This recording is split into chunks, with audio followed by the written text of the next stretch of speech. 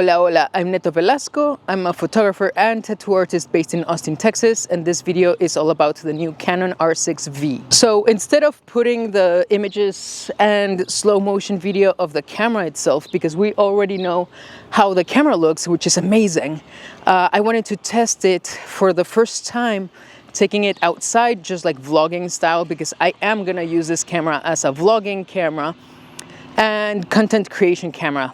A type of camera that I'm gonna take everywhere I go to my work. As a tattoo artist, I need great content of the tattoos I do, and this camera is just perfect for that. That's why I just charged the battery, put a memory card, and I'm doing this video right now. It doesn't have any digital stabilization on.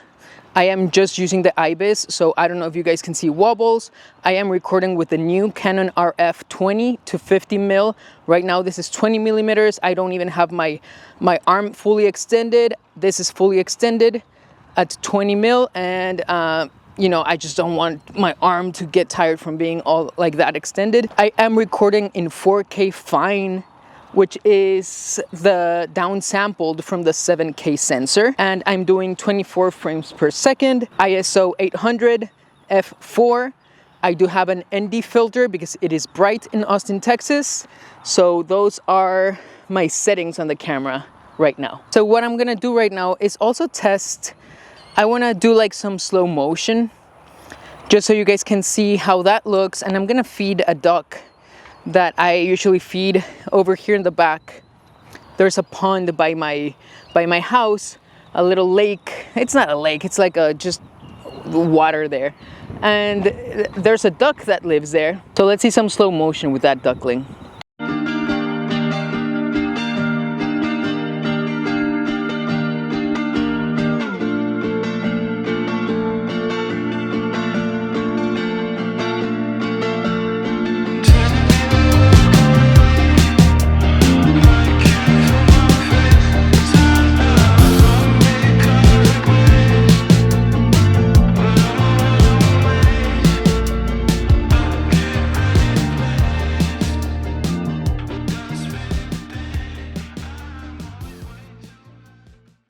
One thing that I realized about this camera is that it doesn't have shutter angle, and I knew it didn't have shutter angle.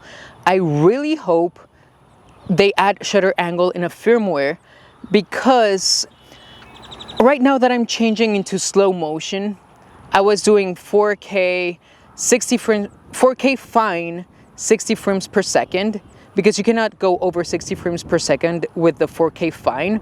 The 4K fine is the downsampled from the 7K sensor, but I can't record 120 frames per second in that 4K fine mode. So I had to go to the 4K mode, not downsampled, and use the 120 frames per second. But I was saying, like with shutter angle, you just put the shutter angle to 180 and you just set it there, and even if you change your frames per second, you don't have to change anything else.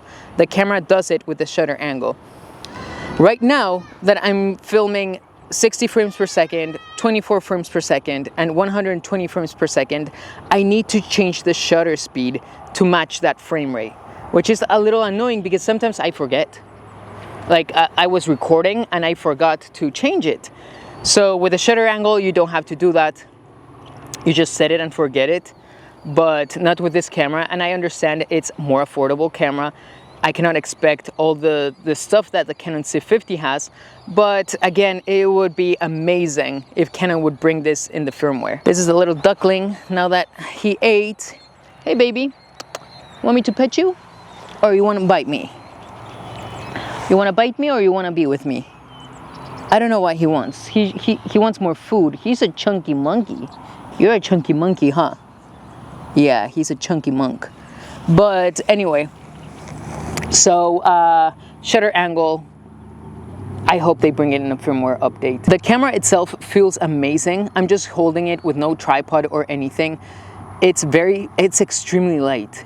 When I put that new RF 20 to 50 mil lens, and the camera alone is just very, very light. This is gonna be a great compact camera for you guys to vlog with it or create content. I'm sure the quality is gonna be amazing. I haven't seen anything. As I said, this is my first time using the camera. I got it today. I signed the UPS stuff, and we'll see how that looks. One thing I do want to talk about is that right now is 100 degrees here in Austin, Texas. Well, it's 98 technically.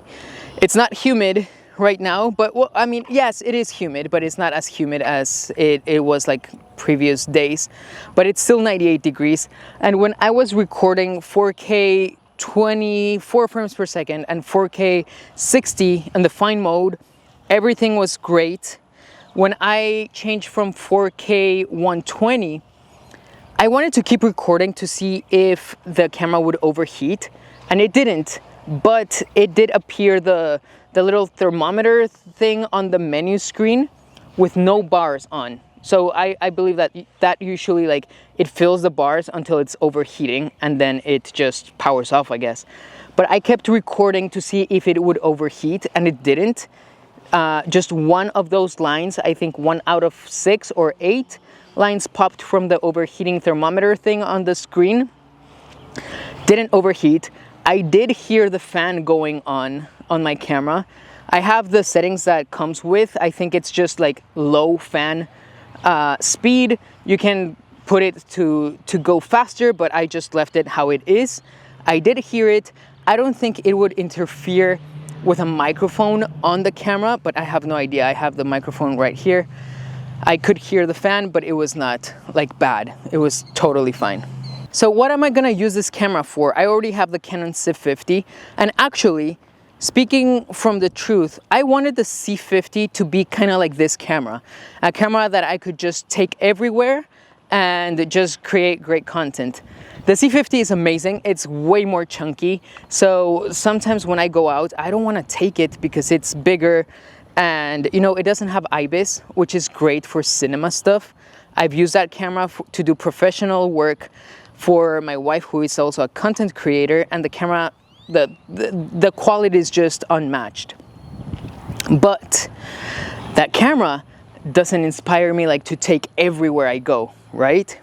And right now I have been using the Nikon ZR, which is an incredible camera. I've been loving that camera. The size is perfect. The lenses that I have are great, but the files are huge if I record on the Red Code NRAW R3D and E, I think it's called, in Nikon. And the files are huge. I think they're gonna do something about it. That camera is perfect. I wanted that camera to be my vlogging camera, but then Canon released this one and I'm trying it out. I have the R5 Mark II for photography because I'm a photographer, and the C50, which I do videos with, but I needed a vlogging camera, and that's where the R6V comes in. And just from using it right now in a vlogging style, I'm loving it already. The new lens is incredible, and I love that zoom. You guys can see, like, it just goes so fast. I think I can adjust like how fast it goes. I do like this, you know, like when you're vlogging stuff. Let me show you guys.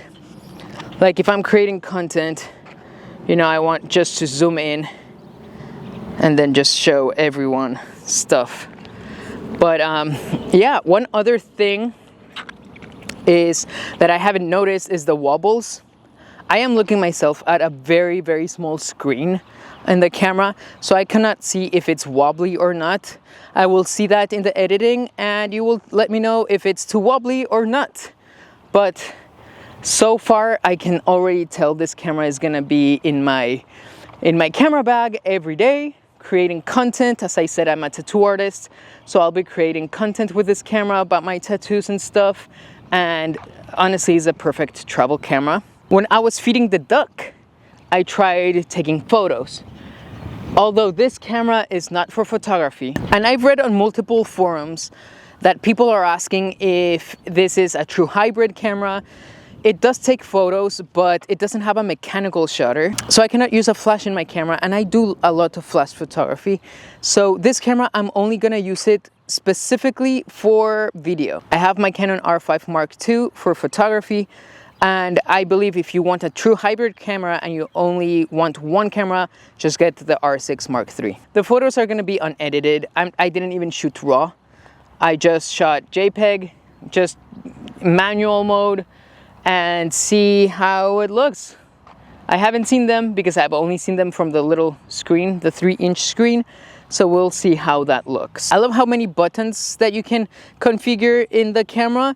I haven't done any of that yet. As I said, I just charged the battery, put a memory card, and just went out, and I'm creating this video for you guys. Although the lens is just an f4, I think that's pretty good.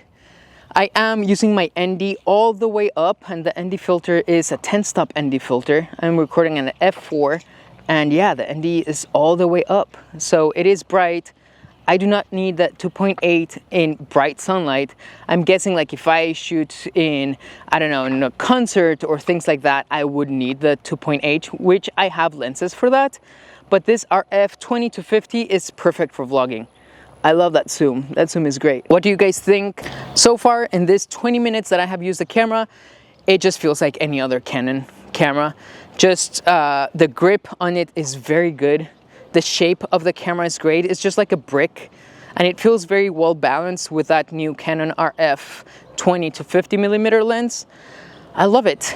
I love it so far. I know I mentioned the Nikon Z-R earlier, and people will want to see comparisons. The Nikon Z-R, that red code, red raw, is so good. If you guys go on my Instagram, you guys will see like some videos I shot on my recent trip to Paris. It's insane. It's insane. I love that camera. I love that camera. But as gearheads that we are, we're always wanting to buy new stuff, trying new stuff, and seeing if it works for our workflow, right? I'm not getting rid of the Nikon, which is my only Nikon camera. I only have Canon ones, but the Nikon is so good. Hasn't overheated. I've done tons of trips with it, tons of videos, and I love that camera. But yeah, this is a video of the Canon R6V, which a lot of people also were confused about the V. The V means video. It's not a 5 like the R6V. It's not that. They just released the R6 III. This is R6V as in video. Video focused camera. So hope you like it, and I'll see you guys in the next video. Follow me on Instagram, subscribe, and yeah, I'm gonna take this more serious because I love doing this stuff. All right guys, see ya.